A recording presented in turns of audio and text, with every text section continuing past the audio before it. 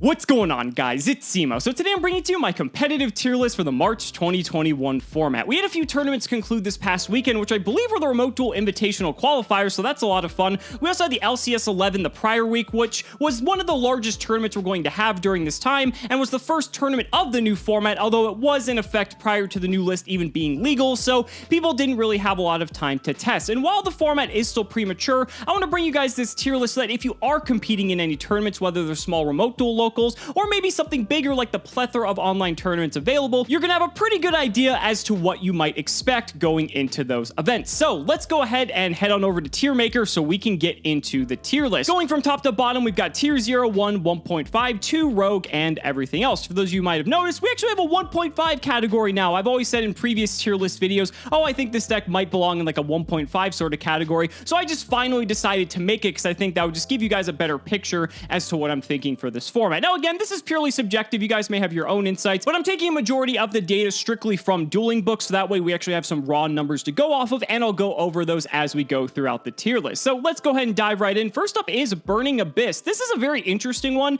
because if you look at YGOscope initially, it's a little bit deceptive because the decks are sometimes broken down into like multiple categories for the same deck, but it depends on like the types of cards that were played. So for instance, like Burning Abyss and like Burning Abyss Dragoon are technically two different decks, but that doesn't mean that a Burning Abyss deck couldn't be playing Dragoon. That just means that for that specific round, that Burning Abyss deck didn't actually activate or use any Dragoon cards, making it so that it's classified as just Burning Abyss and not Burning Abyss Dragoon. So in the aggregate, Burning Abyss actually is one of the most played decks at the moment. It's not like in the top 3 or 5, but I would say top 10, at least based off of YGOscope data. I'm going to throw Burning Abyss into tier 2 at the moment. Based off the representation, its win rate is in like the 50 percentile. I think it's 50 or 51%. Gabriel Vargas, the North American national champion for, I believe, 2019, 2018. Correct me if I'm wrong. I'm sure if he watches this, he'll correct me. In any case, actually won his Remote Duel Invitational qualifier, I believe, with this deck. I know players like Joshua Ousters, which is one of the Netherlands' best players, like, they're on this deck right now, and like, there's so many just good players that are piloting this deck. Burning Abyss can do a ton. The deck is just crazy. It hasn't suffered any hits, and being able to splash Dragoon into the deck as well, doing stuff with Beatrice, like, the deck is just very robust and can actually put up a decent fight right now. So just based off all the data, I'm going to throw this pretty confidently in tier 2, and don't be surprised, you might come across this deck more frequently than you might think. Next up is Madolche. I'm just going to throw Madolche into Rogue. This is a deck that actually has a fairly reasonable win rate, around 50%, but the representation is very, very low, but this has managed to actually surprise a few people and sneak some wins against some like higher tier strategies. So this is better than a lot of the other decks you might see down here, but I don't think it's really good enough, nor is it going to see enough representation to be anywhere above Rogue. Next up is Dragoon. Now, I'm going to put this in Rogue, but this definitely needs a clarification. So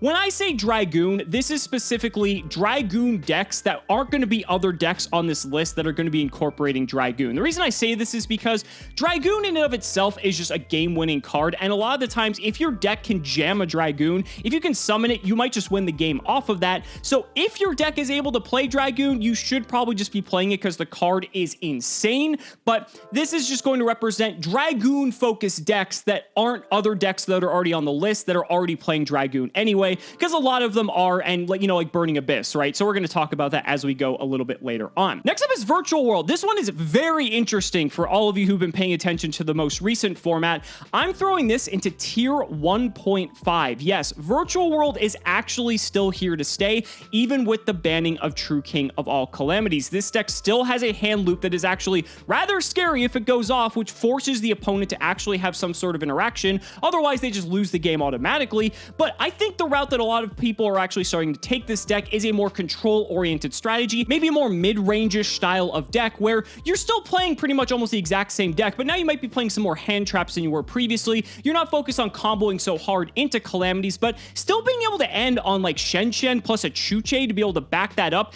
is really hard for some of these decks to play through. And not to mention, if you add a couple hand traps to that, then on the following turn, even if they kill the Shen Shen, you can just bring it back and you can start going off again and take advantage of all the other cards that this deck has at its disposal in the extra deck. People forget that there are other very strong Virtual World extra deck monsters. They just really never saw play because Calamities was just that overpowered. But this deck actually has a 57% win rate right now, and I think is like the 3rd or 4th most played deck on the online environment. So definitely definitely very impressed to see that Virtual World has managed to stick it out. I think that's really cool, and I don't think this deck's going anywhere anytime soon. This is an interesting one. Next up is Numeron. So I'm going to throw this into everything else. This is not anything to do with Zexal. This is just a going second deck that I actually think managed to get in like 8th or 7th place at one of the Remote Duel Invitational qualifiers. The deck just focuses on going second and trying to OTK with the other Numeron cards. It's kind of gimmicky. I mean, I guess it works if it's able to get you there in the Remote Duel Invitational qualifier, but nonetheless, I think this is a deck that you might come across every once in a blue moon, and just know that there are some people playing it, but nothing to really worry about. Next up, we have Infor Noble Knight. I want to put this in Rogue, but I'm going to put it into everything else because this deck really does not have the representation for me to want to put it anywhere above. However, if there's a deck that's like very scary, it's Infor Noble Knight, just because this deck can still do hand looping shenanigans. This deck is still really, really strong and is actually kind of scary at the moment. So just be mindful that there are still a few fanatics out there that want to play their Infor Noble Knight decks, that want to try to hand loop using warriors. This is still a deck you need to concern yourself with. Next up is Altergeist. I'm going to throw this into everything else as well. This is a deck that really just hasn't been doing a whole lot lately. It has a reasonable amount of representation and the win rate is like okay, but just some of the other decks on here just outclassing it, and you're just going to see that as we start to build the tier list. ABC, same thing. This is just another deck that really isn't doing a whole lot at the moment.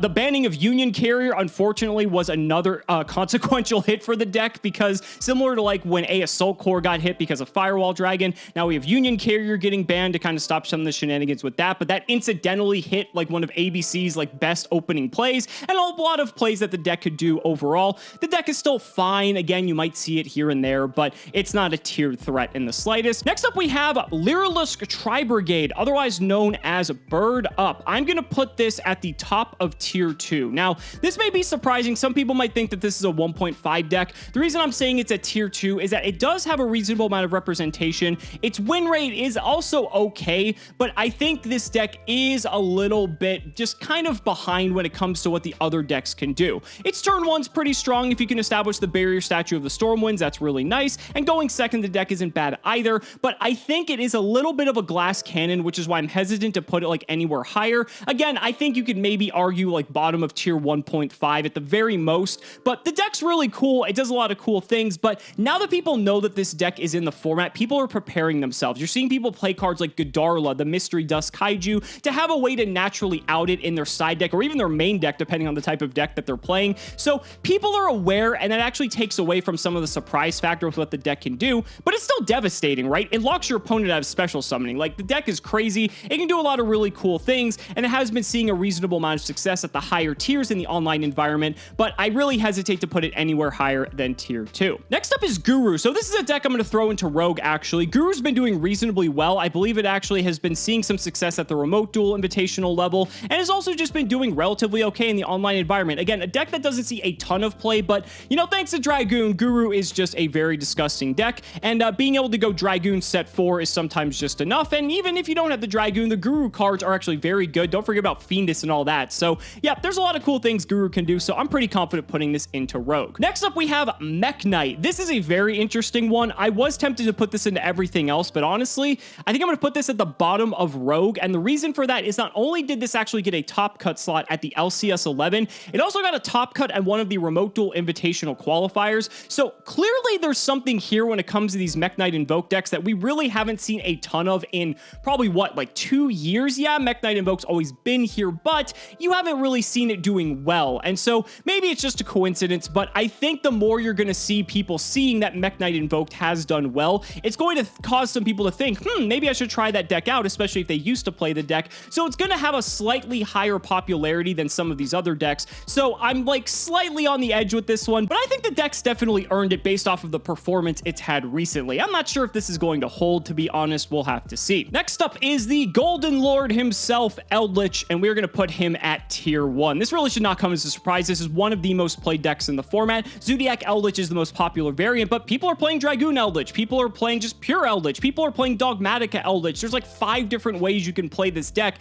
The deck is just so resilient. It can outgrind a lot of different strategies, and it's really the same old song and dance. And yeah, even though Calamities is gone, and that's one of the reasons why this deck was so strong, there really hasn't changed. We're still in a relatively slow format. Dragon Link has definitely accelerated the pace of things, and I guess since we're on the topic of Dragon Link, we'll go ahead and throw that up here as being the best deck in the format. But nonetheless, when it comes to Eldritch specifically, realistically, this deck can just outgrind. If it's able to stabilize or meet parity with any of these other decks, it's going to overwhelm them at some point because its cards just really never lose value, and that's where this deck truly shines. This is truly a formidable deck. It, I believe, has somewhere in like the 58 to 60% win percentage right now, and is like a top 3 play deck at the moment. So definitely expect to come across a lot of Eldritch in the online environment. And then we have Dragon Link. Dragon Link just suffered no hits on the most recent Forbidden and Limited list. Everyone immediately thought that as a result of that, Dragon Link was going to dominate, and let's be honest, it has been. It has a 62% win rate in the online environment right now. It's one of the most played decks. It's very close to being the most played deck, but we'll talk about that later on.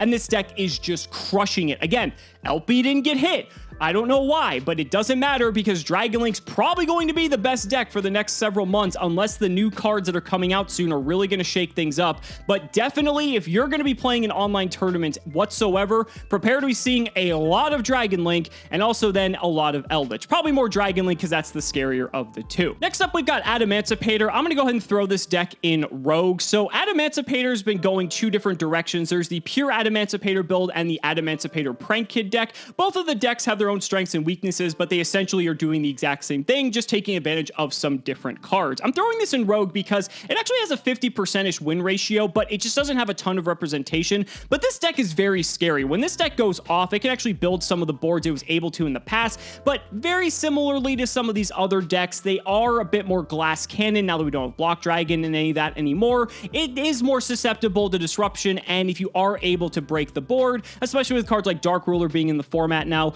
it's much more difficult to be able to get through with something like this, and so that's why I'm throwing it into Rogue. You will come across it though because people are still finding ways to play the deck. Next up, we have Dogmatica. I'm going to throw this into tier 1.5. Now, this is actually going to be like a conglomerate of like 3 different archetypes. So we have Dogmatica, I'm going to throw Invoked in here, and I'm also going to throw Shadal in here as well. So basically any 2, if not all 3 of these are like different variants of decks. You have Invoke Dogmatica, which happens to play Schism, so you're basically playing Shadal by extension. You have Invoke Shadal, you have Dogmatica Shadal, or maybe you have Invoke Dogmatica Shadal. So I wanted to just group all of these in the tier 1.5 category because being able to just have a deck that can generate so much advantage like this deck can. You also have access to Window, which Window can just shit on the format because limiting the opponent to a singular special summon is just absurd and really debilitating for your opponent to have to play through, especially if they don't have the correct cards to do so. This deck has been doing exceptional as of late. I believe it has like a 58% win ratio. It's just incredible. It doesn't have nearly as much representation as decks such as Dragon Link or Eldritch, but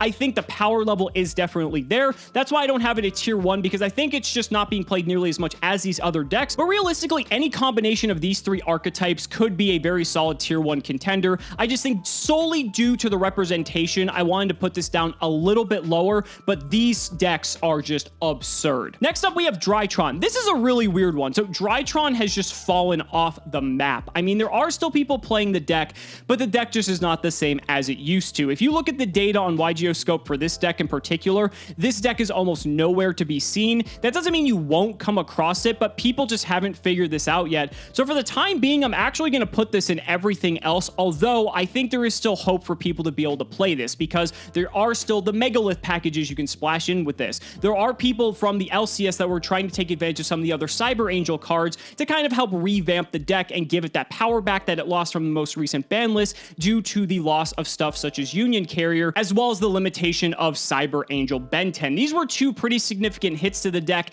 However, Lightning Overdrive comes out in May, and that could definitely revitalize the deck, and I honestly think it'll put it back into tiered contention because once you get the rank 1 Moo Beta Fafnir, that almost just fixes all the problems that you lost as a result of Ben 10 and Union Carrier going away. So I think it's interesting to see how everyone is just off the deck for now and people are just going to these other decks that they know are more tried and true. But I think over time, you're going to see some of the more dedicated Drytron players figure out how to re-engineer the deck, make it work. And I think Moo Beta Fafnir will also help things out as well. But yeah, representation-wise, this deck is just not cutting it. So I'm throwing this into everything else. Might be a rogue pick. You might see a little bit of it, but man, no one is on this deck at the moment. Now, next up, we have Mystic Mind. This deck's had an interesting trajectory. Thanks to Dragon Link becoming the strongest deck of the format format and the deck to beat. Dragon Link really doesn't have a clean way to answer Mystic Mind because it doesn't really play spell and trap removal in the form of spells and traps. So some other decks are able to splash Mystic Mind into their deck to be able to get a free win against this deck, as well as other combo decks who may not be prepared to play against it. Now, obviously that means some lunatics can play Mystic Mind Burn as well, but I think you're going to see Mystic Mind splashed, if anything, just because a combo deck this strong especially is going to be at the top. When Virtual World was top dog, the thing was that deck had Chuche, and Chuche could actually easily handle Mystic Mind, so that wasn't a reasonable out to the card. But Dragon Link's a different story, and so with Dragon Link's rise to the top, Mystic Mind's actually seeing a rise as well. Totally Awesome here is representing Paleozoic and Frogs. I'm just going to throw this into the everything else. There's nothing statistically significant here. People are still going to play it, but it's not really doing a whole lot. Salamangreat's interesting. I'm going to throw this into Rogue with some of these other decks here. This is a deck that still manages to be able to compete. It actually has like a 50% win rate right now, and while it isn't one of the most played decks, it isn't one of the least played decks either. So it's like in like the top 10, top 15, and having a 50% win rate in that category isn't too bad, so I definitely think that's worth mentioning. Gren Maju to Isa. Okay, so I am going to throw this into the everything else category, but Yishan McNabb did manage to get another top finish in the Remote Duel Invitational Qualifier with Gren Maju, which as a result of that, you're going to see more people want to play Gren Maju because they're going to think, oh, Gren Maju's back. So just be on the lookout that Gren Maju might be making a bit of a resurgence, even if it is for a very short period of time in this March format. Sky Striker's another rogue pick. I'm going to go ahead and put that up here with Salamangreat, and Striker I think is actually a little bit more suited for this particular format just because it can play stuff like Mystic Mind because it is a field spell oriented deck, and Sky Striker can just help out grind against some of these other decks overall. I actually think Salamangreat has more representation and a higher win rate at the moment, so I suppose I should actually put it more like this, but it's really neat to see how these decks have still managed to be able to adapt to the format. Even if they haven't been having the most dominant presence, they are still lingering in the background, and you are going to come across these on the online ladder every once in a while. People just like the decks. They're a lot of fun, and so don't expect to see them going anywhere anytime soon. Prank Kids. Oh man, Prank Kids is crazy right now. I'm putting this in tier 1.5. Prank Kids has a 60% win rate and is one of the top 5 most played decks at the moment, and this deck is just going off. Some of the top players in the game right now are actually piloting this and they're experimenting with it,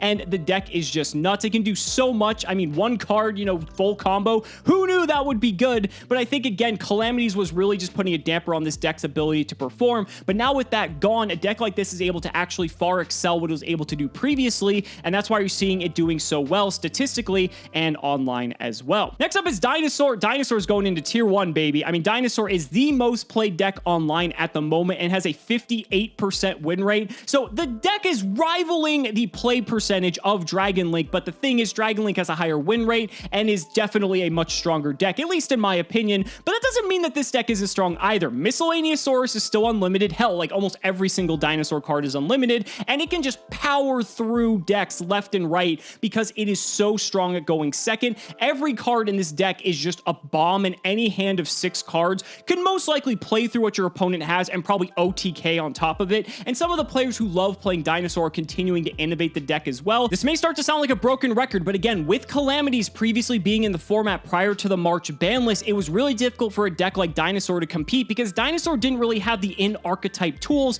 to be able to handle something like Calamities turn 1, so it had to rely on its out-of-archetype cards to be able to deal with the Calamities and then attempt to OTK afterwards, and that's why you saw Dinosaur almost absent from the previous format. But now, Calamities is gone, and just like that, Dinosaur is back, so get ready to side deck those Lancias, ladies and gentlemen, because you are going to see a lot of Dinosaur. And then last but not least, we've got Zodiac. This is going to be just pure Zodiac. I'm putting this at tier 2. Zeus is just a hell of a card. There really isn't much more to say here. Pure Zoo just by itself can play a plethora of hand traps and is able to just interact with the opponent in ways that many other decks can't because they're not as flexible, and then being able to just drop a Zeus, clear the field, and be able to control the board from there. I mean, it's a deck you're still going to see plenty of. Again, I think Eldritch Zoo is what you're most likely going to encounter, but don't be surprised if you come across some Pure Zoo decks as well, because it's got like a 52-53% win rate, and you're going to still see a lot of Zoo, whether it's going to be the Eldritch variant or the Pure. But guys, that's going to wrap it up for my tier list for the 2021 March format. Be sure to let me know down in the comments what you think. I'd really love to hear your thoughts. Thank you all so much for watching the video. Be sure to like the video as always. Subscribe to the channel for more amazing Yu-Gi-Oh content. And if you found this video informative, consider supporting me on Patreon for exclusive early one-day access to both the history of Yu-Gi-Oh and the Yu-Gi-Oh progression series. Thank you all so much for watching again, and we will see you next time.